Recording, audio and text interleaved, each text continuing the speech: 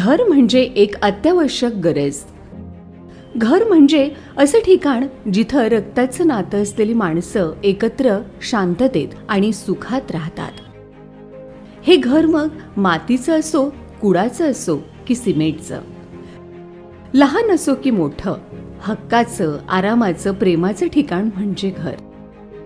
मात्र स्वतःच्या घरामध्ये जाण्याची इच्छा असूनही आर्थिक दुर्बलता अनेकांच्या स्वप्नपूर्तीमध्ये बाधा ठरते. अशा गरजूंना पंख देण्यासाठी महाराष्ट्र शासनाचे आदिवासी विकास मंत्री डॉक्टर विजयकुमार गावित कटिबद्ध आहेत. आदिवासी बांधवांच्या उज्ज्वल भविष्यासाठी विविध प्रकारच्या शासकीय योजना राज्यात राबवल्या जात आहेत. शबरी आदिवासी घरकुल योजना ही त्यातील एक. राज्यातील अनुसूचित जमातीच्या लोकांना राहण्यासाठी स्वतःचं घर नाही, कमी उत्पन्न असल्यामुळं स्वतःचं घर घेऊ शकत नाहीत अशांसाठी ही योजना लाभकारी आहे. आदिवासी बहुत असलेल्या नंदुरबार जिल्ह्यातील कोपली गावातील आनंद पवार यांच्या कुटुंबाला या योजनेमार्फत राहण्यासाठी पक्क घर मिळालं. शासनाच्या या भक्कम मदतीनं त्यांचा आत्मविश्वास दुणावला. त्यांना घरासाठी करावी लागणारी भटकंती आता थांबली असून कुटुंबाच्या निवाऱ्याची सोय झाली. नमस्कार, मी आनंद रतिलाल पवार. कोपर्ली ग्रामपंचायत येथे मी 2016 या 17 साली शबरी आवास म्हणून मी अर्ज दाखल केला होता. परंतु कोपर्ली ग्रामपंचायतीने नंदुरबार पंचायत समिती व जिल्हा परिषद यांच्या अंतर्गत देण्यात आलेला माझा अर्ज जिल्हा परिषद व पंचायत समिती येथे देण्यात आला होता. तरी कोपर्ली येथील सरपंच यांनी तब्बल 8 महिन्यामध्ये आदिवासी विकास मंत्री डॉक्टर विजयकुमारजी गावित साहेब व नंदुरबार महासंसदातून खासदार डॉक्टर हिनाताई विजयकुमार गावित यांनी मला तब्बल 8 महिन्यामध्ये घरकुल योजनेचा लाभ दिला. मला तरी घरकुलचा पहिला हप्ता भेटला होता 15,000 रुपये.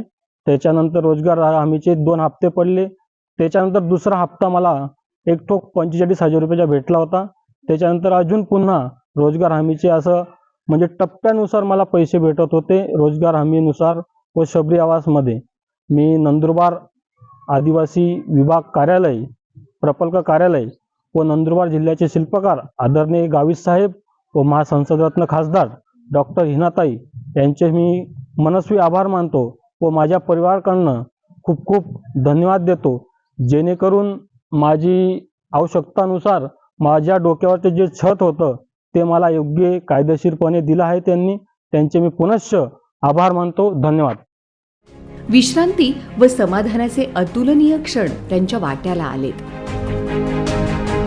आनंद पवार यांच्या पुढच्या पिढीला या योजनेमुळे आधार मिळाला असून आत्मनिर्भरतेचा मार्ग गवसला.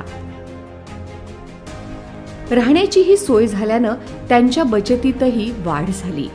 त्यांचं जीवनमान उंचावलं असून सर्वांगीण विकास झाला आहे. शबरी आदिवासी घरकुल योजनेचा लाभ थेट समाजातील अनुसूचित जाती, अनुसूचित जमाती, दुर्बल घटकातील लोकांना मिळतोय. समाजातील अशा दुर्बल घटकांना समाज प्रवाहात आणून त्यांनाही दर्जेदार जीवन जगता यावं, अर्थसहाय्य मिळावं आणि त्यांचं जीवनमान सुधारावं म्हणून महाराष्ट्र शासनाची शबरी आदिवासी घरकुल योजना महत्त्वाची ठरली आहे. राज्यात अशा विविध योजना प्रगतीपथावर असून त्याचा लाभ तळागाळातील आदिवासी बांधवांना मिळतोय यात शंका नाही.